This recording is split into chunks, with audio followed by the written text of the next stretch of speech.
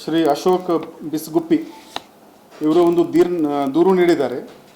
ಅದರ ಪ್ರಕಾರ ಇವರು ಅಪೆಕ್ಸ್ ಬಿಸ್ಕಾಪ್ ಅಂತ ಒಂದು ಕಂಪನಿ ಇತ್ತು, ಅದರಲ್ಲಿ ಇವರು ಇನ್ವೆಸ್ಟ್ಮೆಂಟ್ ಮಾಡಿದ್ದಾರೆ.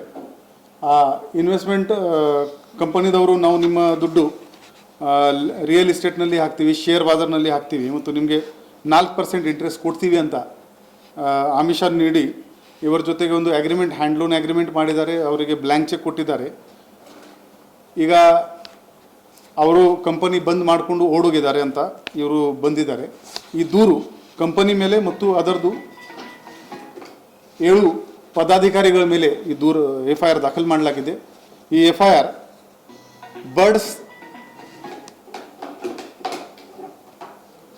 ಬರ್ಡ್ಸ್ ಹಾಗೂ KPID ಆ್ಯಕ್ಟ್ದು ಸೆಕ್ಷನ್ನಲ್ಲಿ ಮತ್ತು BNSದು ಸೆಕ್ಷನ್ಸ್ನಲ್ಲಿ ನಾವು ತಗೊಂಡಿದ್ದೀವಿ. ಈ ಕಂಪ್ಲೇಂಟ್ನಲ್ಲಿ ಕಾಶಿನಾಥ್ ವಾಘಮಾರೆ ಇವನು ಮೇನ್ ಆರೋಪಿ ಇದ್ದಾನೆ. ಇವನ ಹೆಂಡತಿ, ಇವನ ರಿಲೇಟಿವ್ಸ್ ಮತ್ತು ಒಬ್ಬ ಗಣೇಶ್ ಭಂಡಾರೆ ಮತ್ತು ಅವನ ಹೆಂಡತಿ, ಈ ಥರ 7 ಆರೋಪಿ ಇವರು ಹೆಸರು ಕೊಟ್ಟಿದ್ದಾರೆ. ಸುಮಾರು 160 ಕೋಟಿ ಜನರಿಗೆ ಮೋಸ ಆಗಿರ್ಬೋದು ಅಂತ ಪ್ರಿಲಿಮಿನರಿ ಎಸ್ಟಿಮೇಟ್ ಇದೆ. ಇವರಿಗೆ ನಾವು ಕಂಪ್ಲೇನೆಂಟ್ಸ್ಗೆ ನಾವು ಕೇಳಿದ್ದೀವಿ, ಈಗ ಶಿವಮ್ ಅಸೋಸಿಯೇಟ್ಸ್ ಆಗಿದ ತಕ್ಷಣ ನೀವು ಯಾಕೆ ನಮಗೆ ಇನ್ಫಾರ್ಮ್ ಮಾಡಿಲ್ಲ?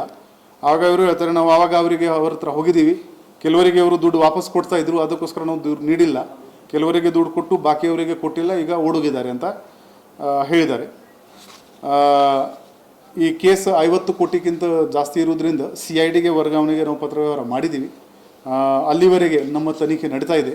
ಈ ಬ್ಯಾಂಕ್ ಅಕೌಂಟ್ ಆಗಲಿ, ಅವ್ರದ್ದು ಸ್ಟಾಕ್ ಎಕ್ಸ್ಚೇಂಜ್ದು ಅಕೌಂಟ್ಸ್ ಆಗಲಿ, ಅದರ ಮೇಲೆ ಪರಿಶೀಲನೆ ಮಾಡಿಕೊಂಡು ಜನರದು ಎಷ್ಟು ದುಡ್ಡು ನಮಗೆ ಫ್ರೀಸ್ ಮಾಡೋಕ್ಕೆ ಸಾಧ್ಯ ಇದೆ ಅದು ನಾವು ಮಾಡ್ತೀವಿ. ಈಗ ಅವರು ಮುಂಬೈ ಟು ದುಬೈಗೆ ಹೋಗಿದ್ದಾರೆ ಸರ್. ಈ ಮುಂಬೈದಿಂದ ದುಬೈಗೆ ಹೋಗಿದ್ದಾರೆ. ಅವ್ರ ಫ್ಲೈಟ್ ಟಿಕೆಟ್ ಎಲ್ಲ ಸಿಕ್ಕಿ ಬಂತು. ಅವರು ಹೋಗಿದ್ದು ಫ್ಲೈಟ್ ಟಿಕೆಟ್ ಬಂತು. ಅಲ್ಲೇನ ಅದು ನಾವು ನಮ್ಮ ಏನು ಕಾನೂನಿನ ಕ್ರಮ ಜರುಗಿಸಬೇಕು ಅದು ಎಲ್ಲ ನಾವು ತಗೊಳ್ತಾ ಇದ್ದೀವಿ.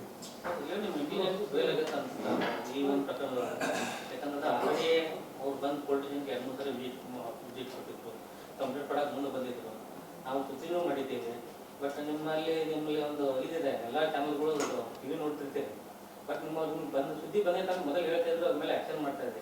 ಇತ್ತಿತ್ತಲಾಗ ಅದು ಆಗ್ತಾನೆ ಇಲ್ಲ. ಯಾಕೆಂದ್ರೆ ನಿಮ್ಮ ಟಿ ನ್ಯೂಸ್ ಅವ್ರು ಏನು ಮಾಡ್ತಾರೆ ಅಂತೂ ಆಗ್ತಾ ಇಲ್ಲ. ಯಾಕಂದ್ರೆ ಶಿವಮ್ ಅಸೋಸಿಯೇಟ್ ಮಾಡಿದರೆ ಭಾಳ ಅಪ್ರಿಷಿಯೇಟ್ ಮಾಡಿದ್ವಿ ನಾವು.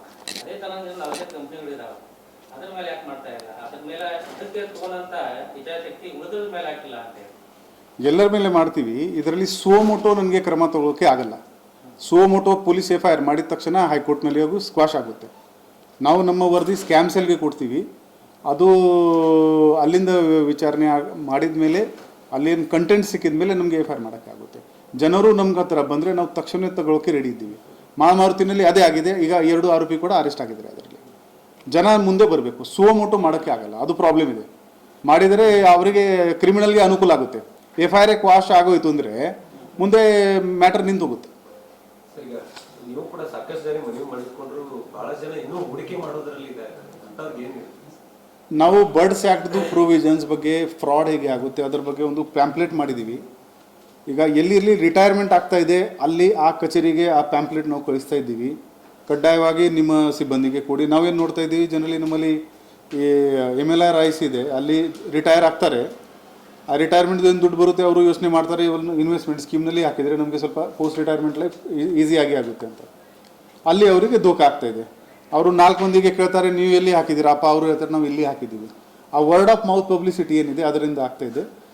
ಸ್ವಲ್ಪ ಇವರಿಗೆ 4 ತಿಂಗಳು 4% ಪರ್ ತಿಂಗಳು ಅಟ್ರಾಕ್ಷನ್ ಆಸೆ ಏನಿದೆ ಅದರಿಂದ ಕೂಡ ಸ್ವಲ್ಪ ಹಿಂಸೆ ಆಗ್ತಾಯಿದೆ. ಸೊ ನಾವು ಎಲ್ಲ ಗವರ್ಮೆಂಟ್ ಇಲಾಖೆ, ಆರ್ಮಿ ಅವರಿಗೆ ಪತ್ರ ಬರೆದುಕೊಂಡು ಆ ಪ್ಯಾಂಪ್ಲೆಟ್ ಕೊಡ್ತಾ ಇದ್ದೀವಿ. What is the common modus? ನಮ್ಮ ಸ್ಕ್ಯಾಮ್ ಸೆಲ್ ಇದೆ, ಅಲ್ಲಿ ಬಂದವರು ವಿಚಾರಣೆ ಮಾಡ್ಬೋದು. ಅಥವಾ ನಮ್ಮ 112ಗೆ ಕೂಡ ನಾವು ನಮ್ಮ ಆನ್ಲೈನ್ ಕರೆ ಮಾಡಿದರೆ ಅಲ್ಲಿ ಕೂಡ ನಾವು ಅವರಿಗೆ ಮಾಹಿತಿ ನೀಡಬಹುದು.